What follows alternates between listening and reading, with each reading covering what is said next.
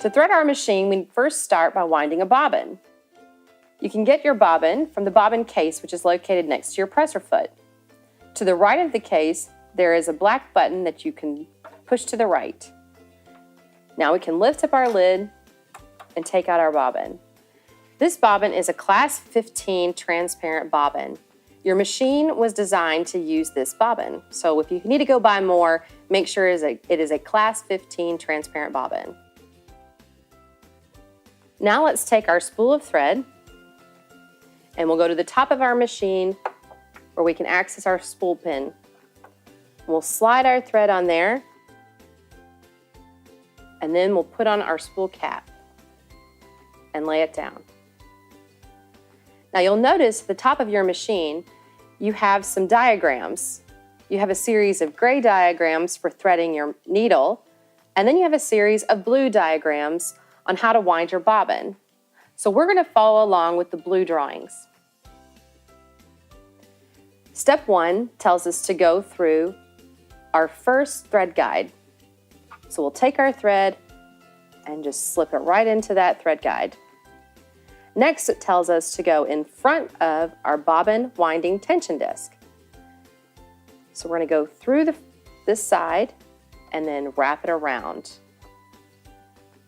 And you should feel a little bit of a tug because there should be some tension in there. Now we're going to go to step 2 and 3. We'll take our bobbin, and there are holes on both sides of the bobbin. From the center, you'll take your thread and run it straight up through one of those holes to the top of your bobbin. Now we'll place our bobbin on top of our bobbin winding spool, and you'll want to make sure it's snapped all the way down and keep holding the end of your thread. Now we're going to push our bobbin to the right. Now we can step on our foot control and go around for just a moment.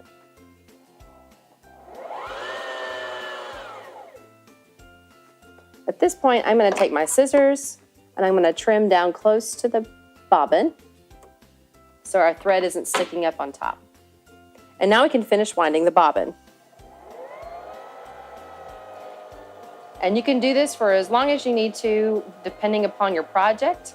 But if you want to have a full bobbin, you can continue to wind it and it will automatically stop when it's full.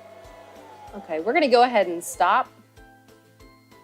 And now we'll undo what we just did by pushing our bobbin to the left. We'll take our bobbin off of our spindle here, and now we can just trim the bobbin thread from our spool of thread. So we're going to take our bobbin down to our bobbin case, and to put our bobbin in properly, we need to make sure that our thread is going to the left or counterclockwise off our bobbin. Another way to tell if you're doing it right is to look at it and make sure that the bobbin and the thread is making the letter P. So now we're going to lay our bobbin in our bobbin case. And then using the arrows on your machine, we're just going to follow those arrows with our thread. So we're going to go down and around, and then up, and down. And then when we go slightly to the right, there's a cutter in there that will cut the thread for us automatically. And the final step is to put our case back on. Now we're going to thread the top of our machine. There are 2 things we need to make sure that we do first before we thread our needle. We need to make sure that our presser foot and our presser foot lifter is in the up position. Also, we need to make sure that we can see our take-up lever.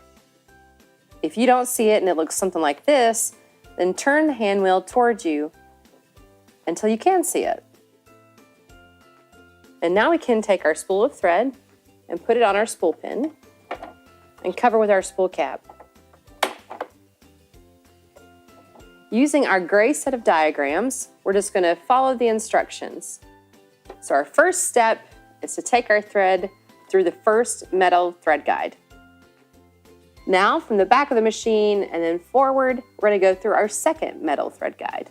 We're just following the arrows now down the groove and following the arrows. And then at 4, we're going to make a U-turn and go back up And then at this point, we want to take our thread to the right of our take-up lever.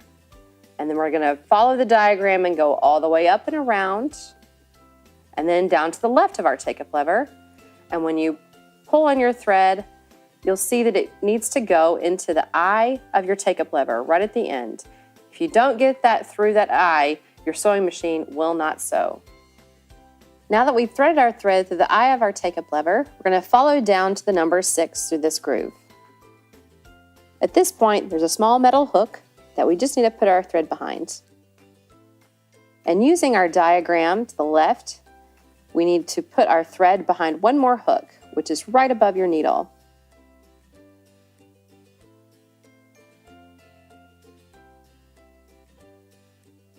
And to use your automatic needle threader, we first need to make sure that our needle is in its highest position.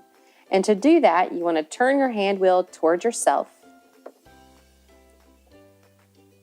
And now our needle is in its highest position. So using the lever to the side, we're going to push this all the way down until it turns toward your needle. And now we'll take our thread and we're going to wrap this under this metal hook to the left and then around. Then we're going to take our thread and go through and to the back. And then when we let go, our automatic needle threader produces a small loop behind our needle. So now we can just slightly pull on that and our machine is threaded.